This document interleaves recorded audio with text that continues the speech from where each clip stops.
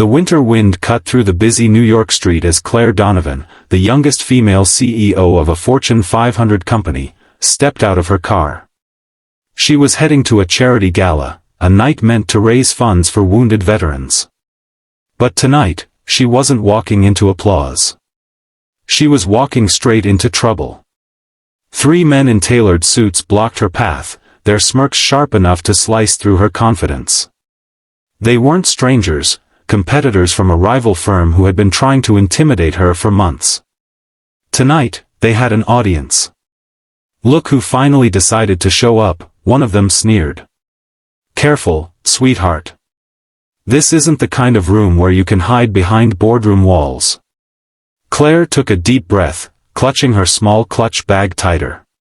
She had handled ruthless investors, cutthroat deals, and billion-dollar negotiations, but harassment like this, in public, still froze her. That's when a low, steady voice spoke behind her. "Step aside."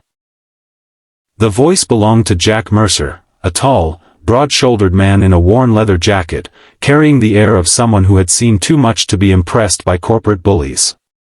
Claire had met him only hours earlier at the hotel lobby. He wasn't dressed for a gala, just jeans, boots, and a quiet kind of presence. But there was something in his eyes. A depth. A calm danger. One of the men laughed. "And who's this? Your chauffeur? Security guard?" Or, his gaze flicked over Jack's boots. "A washed-up vet looking for free champagne?" Jack's jaw tightened. Not because of the insult, but because his 8-year-old daughter, Emily, was just a few feet away, holding a small gift bag for the charity auction. She was watching. He stepped forward, slowly, like a predator that didn't need to roar. "Walk away. Now." Instead, the tallest man shoved Claire's shoulder, hard enough to make her stumble. And that was the moment Jack moved. What happened next wasn't loud, it was precise. A blur of motion. An elbow, a sweep, a shove. The first man hit the ground before he even realized Jack had moved. The second swung a punch, but Jack caught his wrist, twisted, and sent him crashing into a decorative table. The third tried to grab him from behind, but Jack's boot caught his knee, and down he went. It lasted less than 20 seconds. Silence fell. People stared. And then, more trouble. From across the street, a group of hired security rushed over, 20, maybe 30 men, paid muscle who didn't care about right or wrong. One by one, they came at him. Jack moved like water, fluid, unstoppable. Every strike was controlled, every movement designed to end the fight quickly. By the time it was over, the pavement was littered with groaning men. Claire had lost count.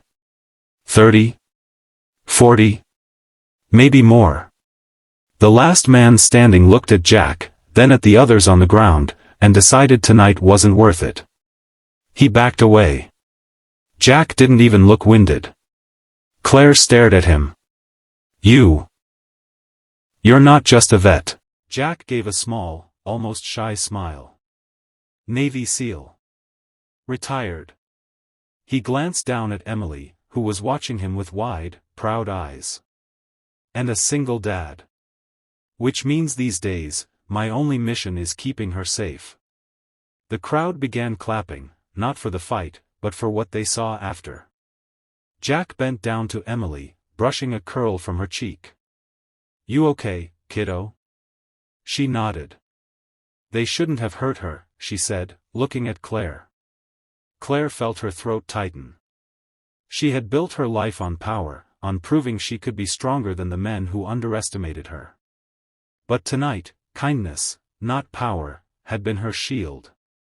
The gala went on. But when Claire took the stage to speak, she didn't talk about numbers or business. She talked about Jack. About veterans who carried scars the world couldn't see. About courage that didn't need a spotlight. When she stepped down, she handed Jack an envelope. He frowned. "What's this?" "A business proposal," she said. But not for me, for you.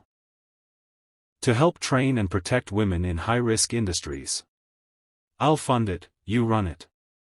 Jack looked at Emily, then back at her.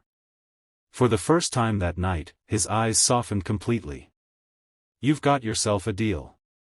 Months later, Mercer Protection became a nationwide program, pairing skilled veterans with women who faced threats in their professional lives.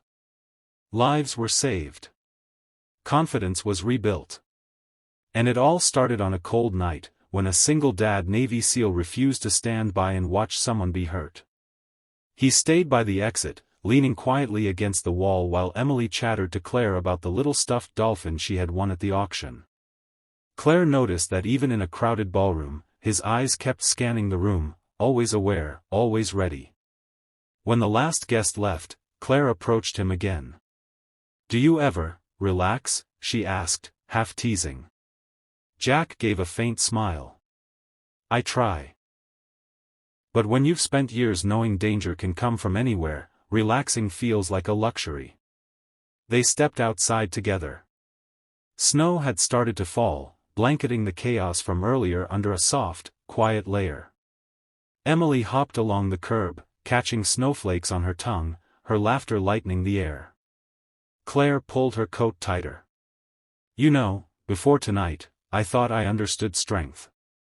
I thought it was about standing your ground, proving people wrong. But you," she paused, searching for the words.